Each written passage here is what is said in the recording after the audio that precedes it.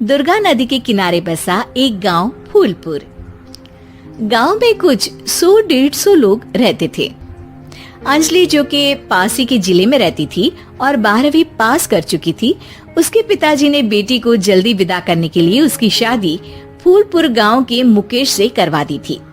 मुकेश कभी स्कूल नहीं गया था और इस कारण वो पढ़ा लिखा नहीं था और बाकी गांव वालों की हालत भी मुकेश जैसी ही थी। मुकेश के घर में उसके माता पिता भी रहते थे। सासू माँ, मैं बाहर मंदिर तक जा रही हूँ, आधे घंटे में आ जाऊंगी। अरे अभी कहीं जाने की जरूरत नहीं है, चुपचाप जाके रसोई में रात के खाने की तैयारी करो। और ये घूंघट क्यों हटा लिया है तुमने? क्या पता नहीं कि इस गांव में औरतें बिना घूंघट के नहीं रहती? रात में अंजलि छत पर जाकर अपनी मम्मी से बात कर रही होती है। तभी गांव की 3-4 औरतें उसे देख लेती है और दरवाजे पर आकर उसकी सास से शिकायत करने लगती है। और क्या हुआ? अरे छत पे तो देखो, आपकी बहू मटक मटक के किसी से फोन पर बात कर रही है। दिन भर फोन पे लगी रहती है। अरे कल तो मंदिर के पास वो क्या कहते हैं, सेल्फी ले रही थी।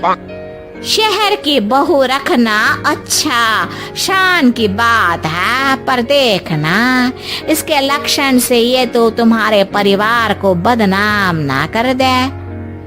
ये पहली बार नहीं था जब सास से गांव के लोगों ने अंजलि की बुराई या शिकायत नहीं की हो। अब तो ये रोज की बात थी। अंजलि ये सब सुन लेती है। जब वो नीचे जाती है तो मुकेश भी वहां आ जाता है। सास कहती है, बेटा, लोग घर आकर शिकायत करने लगे हैं बहू के कामों की। देख लो, पति हो, संयम से रखो इसे। माँ जी, मैं तो अपनी माँ से बात कर रही थी, क्योंकि यहाँ कोई बात करने लायक ही नहीं है और अब मैं माँ के पास ही रहूंगी। वहाँ क्या रहना, वहाँ बाहर के लोग तो ठीक है, पर घर के लोग भी इज्जत ना दे सके। अरे नहीं नहीं अंजलि, ऐसा नहीं है, धीरे धीरे सब ठीक हो जाएगा, तुम फिक्र ना करो। अरे बस कुछ बोलना ही नहीं है, सर पे चढ़ा रखा है बहू को। सास मुकेश की नरम बात सुन के वहाँ से मुंह चढ़ाकर चली जाती है। मैं तो कहती हूँ हम दोनों शहर चले जाते हैं। मैं पढ़ी लिखी हूँ, मुझे वहाँ नौकरी भी मिल जाएगी और थोड़े दिनों में आप भी वहाँ कुछ काम ढूंढ लेना। अरे नहीं नहीं अंजलि, हम यहाँ ना गांव का खेत, माँ पिताजी को छोड़कर शहर नहीं जा सकते। माँ पिताजी को कैसा लगेगा और गांव वाले क्या सोचेंगे? ये कहकर मुकेश सोने चला जाता है और अंजलि की गांव वालों द्वारा बुराई का सिलसिला बहुत दिनों तक चलता ही रहता है।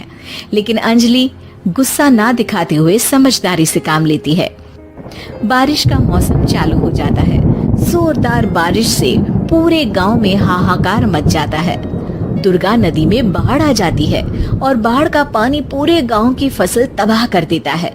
फसल की ये हालत देखकर गांव वाले निराश हो जाते हैं और बात तो यहाँ तक पहुँच जाती है कि कुछ लोग तो अंजलि को इस सब का दोषी ठहरा देते हैं।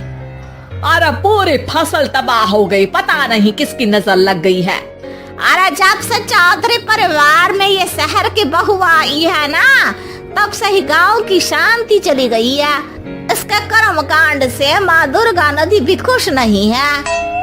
ये सब सुनकर बेचारी अंजलि रोते हुए अपने घर चली जाती है। कुछ दिन बाद सभी गांव वाले अपनी फसल का मुआवजा लेकर अपने अपने घर आते हैं। मुकेश भी 1500 लेकर आता है। अंजलि को जब पासबुक दिखाता है तो अंजलि हैरान हो जाती है। अरे, ये पासबुक में तो उन्होंने 4000 की एंट्री करी है और आपको सिर्फ 1500 दिए। सच में? अरे वो सरकारी अफसर आपको बेवकूफ बना रहे हैं। सरकार की तरफ से हमें 4000 मिले हैं, लेकिन बाकी का सारा पैसा खुद ही खा रहे हैं। आप लोग के अनपढ़ होने का फायदा उठा रहे हैं। ये सब सुनकर मुकेश परेशान हो जाता है, लेकिन अंजलि उसे हिम्मत से काम लेने को कहती है और सुबह होते ही मुकेश को पंचायत कार्यालय ले जाती है और साथ में गांव के और लोगों को भी। आप सरकारी बाबू क्या गांव के लोगों को बेवकूफ समझते हैं? आपको क्या लगता है ये पढ़े लिखे नहीं है तो आप कुछ भी मनमानी करेंगे? ये बेचारे दिन रात इतनी मेहनत करते हैं, ये हमारे अन्नदाता हैं और आप इनके साथ ऐसा धोखा करते हैं। अरे क्या बके जा रही है ये लड़की, किस धोखे की बात कर रही है?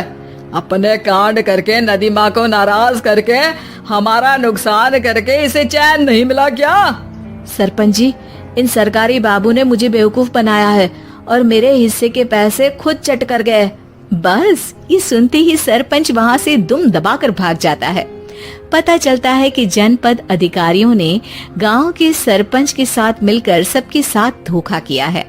सब लोगों का विरोध शुरू हो जाता है और आखिर में अधिकारी सब गांव वालों के हिस्सों के बचे हुए पैसे उन्हें लौटा देते हैं और कई दिन तक सरपंच गांव में लौटता ही नहीं। अंजलि, तुम नहीं होती तो हम गांव वालों को तो पता ही नहीं चलता कि ये हमें हर बार बेवकूफ बनाते हैं। हाँ हाँ अंजलि बेटी, हमें माफ कर दो। हम सब तुम्हें बुरा भला कहते रहे, लेकिन तुमने ही आज हमें बेवकूफ बनाने से बचाया है। हमें तुम पर गर्व है बेटी। अब समझ आया कि सरपंच तुमसे नहीं, तुम्हारे पढ़े लिखे होने से नफरत करता था। क्यों ना इस बार हम अंजलि को ही सरपंच पद के लिए चुन ले? क्या कहते हो गांव वालों? पढ़ी लिखी सरपंच। बस पूरा गांव अंजलि के लिए ताली बजाता है और अंजलि की सास उसे खुशी से गले लगा लेती है।